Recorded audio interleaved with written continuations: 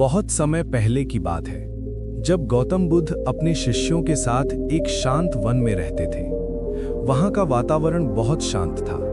ऊंचे वृक्ष, ठंडी हवा और पक्षियों की मधुर आवाजें। लोग दूर दूर से अपनी परेशानियां लेकर बुद्ध के पास आते थे। कोई दुख से परेशान होता, कोई क्रोध से और कोई अपने मन की उलझनों से। एक दिन दोपहर के समय एक युवक वहां पहुंचा। उसका नाम आनंद था। उसके चेहरे पर थकान साफ दिखाई दे रही थी। वो कई दिनों से सो नहीं पाया था। वो बुद्ध के पास गया और उनके चरणों में बैठ गया। उसने धीमी आवाज में कहा, भगवान, मेरा मन बहुत परेशान रहता है। मैं हर समय सोचता रहता हूँ, कभी भविष्य की चिंता, कभी लोगों की बातें, कभी अपने निर्णयों का डर। मैं जितना अपने मन को शांत करने की कोशिश करता हूँ, उतना ही मेरा मन और बेचैन हो जाता है। बुद्ध ने उसकी ओर शांत दृष्टि से देखा। उनकी आंखों में गहरी करुणा थी।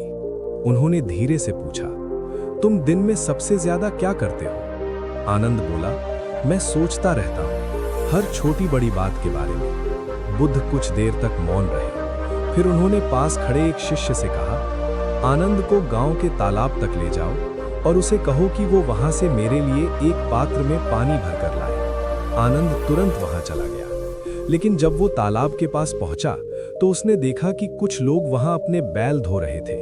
पानी पूरी तरह गंदा और मटमैला हो गया था। आनंद ने सोचा, इस पानी को तो बुद्ध को नहीं दिया जा सकता। वो खाली पात्र लेकर वापस लौट आया। बुद्ध ने पूछा, पानी क्यों नहीं लाए? आनंद बोला, भगवान, तालाब का पानी बहुत गंदा हो गया था। बुद्ध ने शांत स्वर में कहा, ठीक है, कुछ देर बाद फिर से जाकर देखना। आनंद कुछ समय बाद फिर तालाब के पास गया। इस बार उसने देखा कि बैल जा चुके थे, लेकिन पानी अभी भी थोड़ा गंदा था। इसलिए वो फिर खाली पात्र लेकर वापस आ गया। बुद्ध मुस्कुराए और बोले, कोई बात नहीं, थोड़ी देर बाद फिर जाकर देखना। आनंद तीसरी बार तालाब के पास गया। अब पानी बिल्कुल साफ हो चुका था। मिट्टी नीचे बैठ गई थी और ऊपर साफ पानी दिखाई दे रहा था। आनंद ने पात्र में पानी भरा और बुद्ध के पास ले आया। बुद्ध ने पूछा, पानी अब साफ कैसे हो गया?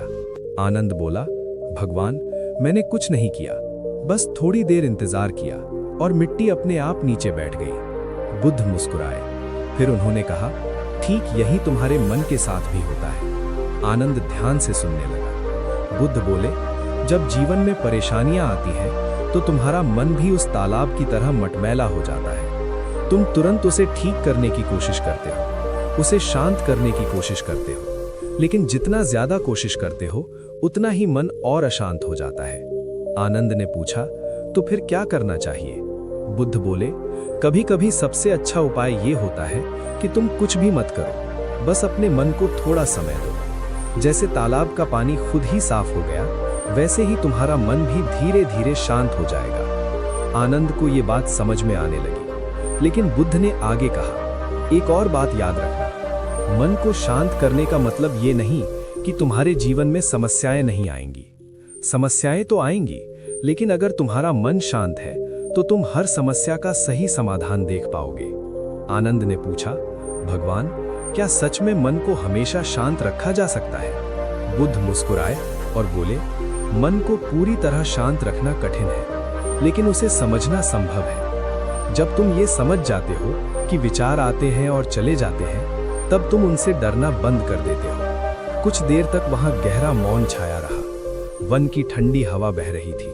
फिर बुद्ध ने एक आखिरी बात कही, मन को जीतने वाला व्यक्ति ही सच्चा विजेता होता है। जो व्यक्ति पूरी दुनिया को जीत ले, लेकिन अपने मन को नहीं जीत पाता, वो वास्तव में कभी सुखी नहीं हो सकता। आनंद ने बुद्ध के चरणों में सिर झुका दिया। उस दिन उसे एक बहुत बड़ी बात समझ में आ गई थी। मन को जबरदस्ती शांत नहीं किया जा सकता, उसे केवल समझा जा सकता है। और जब मन को समझ लिया जाता है, तो जीवन अपने आप सरल और शांत हो जाता है।